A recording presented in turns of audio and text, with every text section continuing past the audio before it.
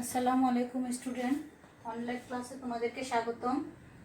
অর্থনীতি প্রথম পত্র পড়াচ্ছিলাম। ইতিমধ্যে আমাদের প্রথম অধ্যায়টি আলোচনা শেষ। আজ আমি তোমাদের তৃতীয় অধ্যায় শুরু করব, লেকচার 1।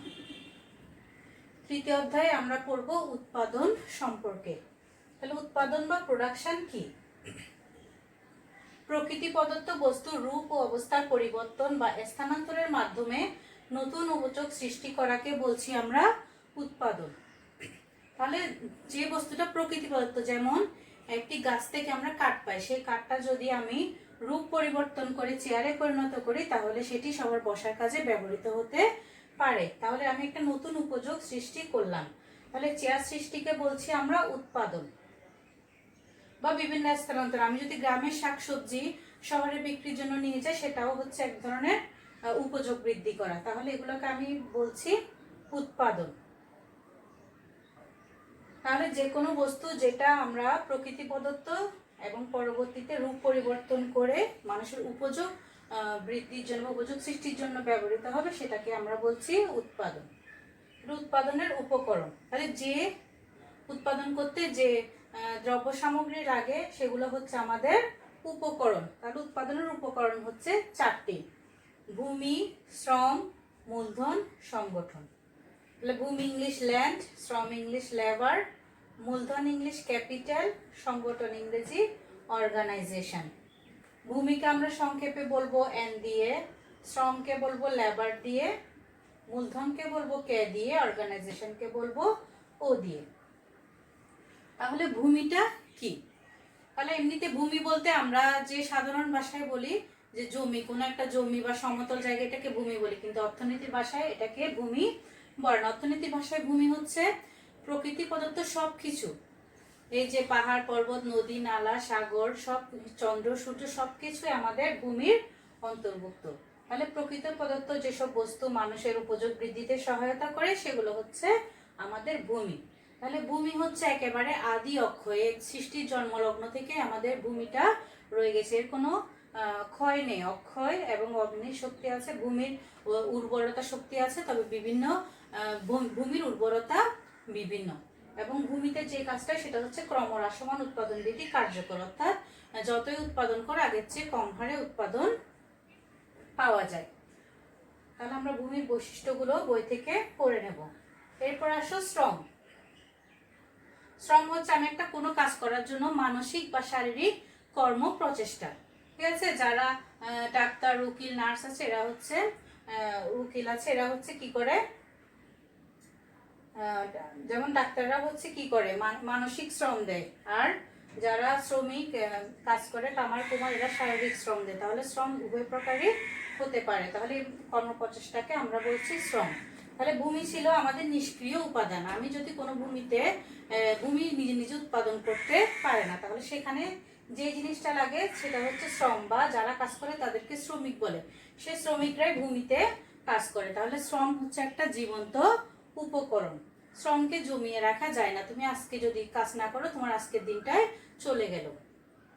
তাহলে শ্রম হচ্ছে একটি জীবন্ত উপকরণ। শ্রমিককে কখনো টাকা দিয়ে কেনা যায় না, শ্রমকে কেনা যায়। এরপর আসো মূলধন সম্পর্কে। মূলধন বা ক্যাপিটাল কি? তাহলে আমরা সাধারণ ভাষায় বলি মূলধন বলতে টাকা পয়সা, কিন্তু অর্থনীতির ভাষায় মূলধন টাকা পয়সা নয়। মূলধন হচ্ছে উৎপাদনের উৎপাদিত উপকরণ, যেটা পুনরায় আমাদের উৎপাদন কাজে ব্যবহৃত হবে। তাহলে দেখো একটা ধান বীজ, সেই ধান বীজটা যদি আমি রেখে দিই, পরবর্তী বছর যদি ধান বীজটা লাগাই আবার ধান পাবো, তাহলে সেই ধান বীজটা হয়ে যাবে আমার মূলধন। তাহলে ধান বীজটা আমি ধান লাগানোর ফলে পেয়েছি, অর্থাৎ এটা মানুষের শ্রম দ্বারা উৎপাদিত হয়েছে। যেমন লাঙ্গলটা আমি নিজের শ্রম দিয়ে উৎপাদন করেছি, তারপর এটাকে আমি মূলধন হিসেবে ব্যবহার করেছি এবং অধিক উৎপাদন পাচ্ছি। তাহলে উৎপাদনের যে উপকরণগুলো মানুষের শ্রমের দ্বারা উৎপাদিত এবং পুনরায় অধিক উৎপাদন কাজে ব্যবহৃত হচ্ছে সেগুলো হচ্ছে মূলধন। তাহলে একটা মূলধন, জমিতে যে মূলধন লাগে ইন্ডাস্ট্রি বা কারখানায় সেই মূলধন লাগে না। তাহলে মূলধন সমজাতীয় নয়, মূলধন হচ্ছে উৎপাদনের উৎপাদিত উপকরণ। এরপর আসে সংগঠন।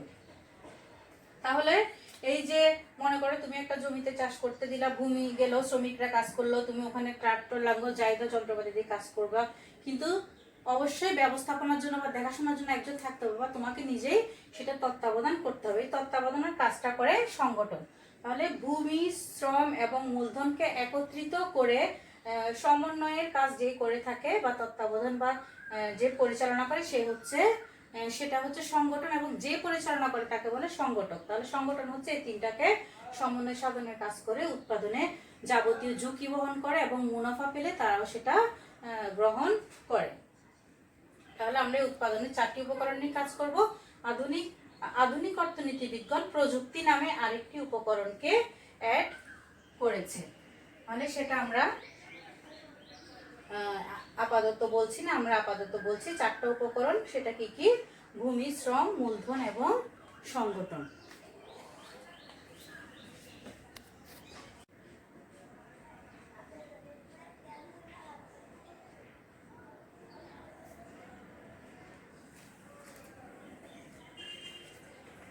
এরপর আসো আমরা উৎপাদন অপেক্ষক সম্পর্কে পড়ব, প্রোডাকশন ফাংশন।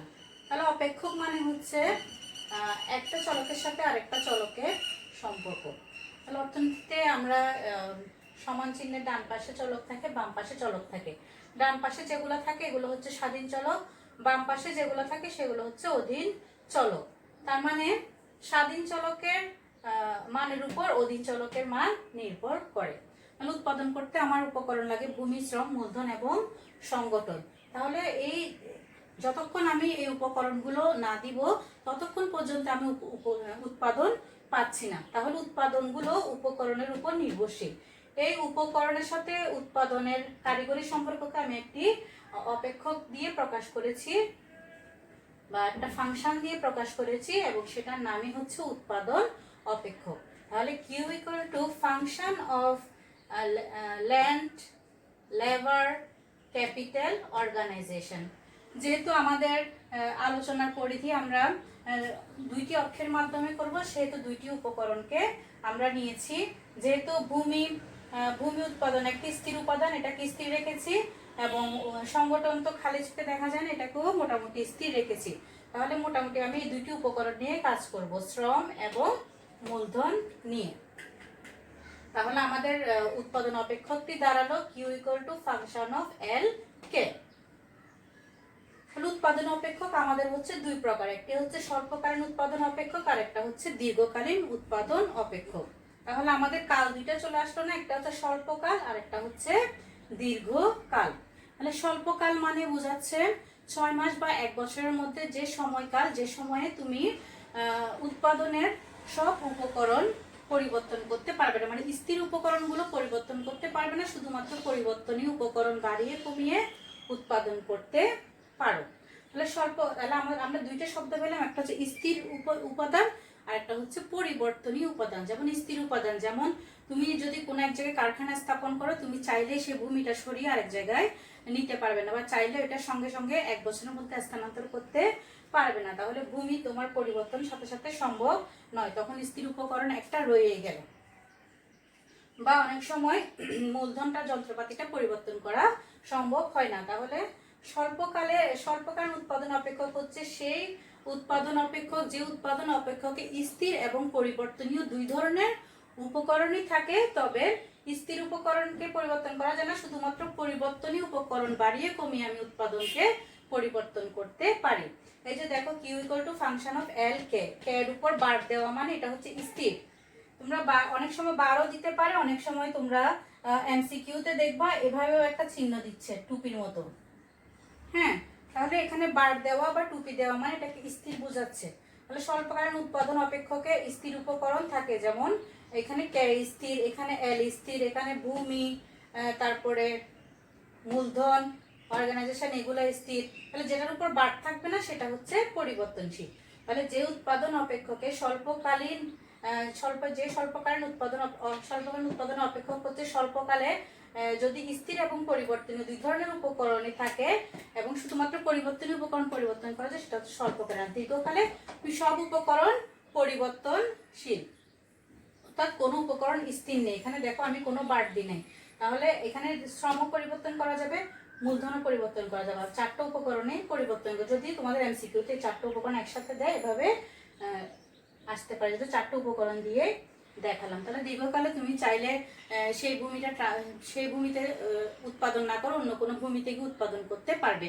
দীর্ঘকালীন মানে 5 বছর থেকে 10 বছর, 25 বছর, এগুলো হচ্ছে আমাদের দীর্ঘকাল। তাহলে দীর্ঘকালীন উপকরণে কোনো স্থির উপকরণ নেই, আর স্বল্পকালীন উৎপাদন অপেক্ষকে স্থির উপকরণ রয়ে যায়। তাহলে আমরা এই দুইটা উৎপাদন অপেক্ষক থেকে দুইটা বিধি পড়বো আগামী ক্লাসে। তাহলে এখান থেকে পড়বো পরিবর্তনীয় উৎপাদন অনুপাত বিধি, আর এখান থেকে পড়বো মাত্রাগত উৎপাদন বিধি। তাহলে আজকে এ পর্যন্ত, সবাইকে ধন্যবাদ, আল্লাহ হাফেজ।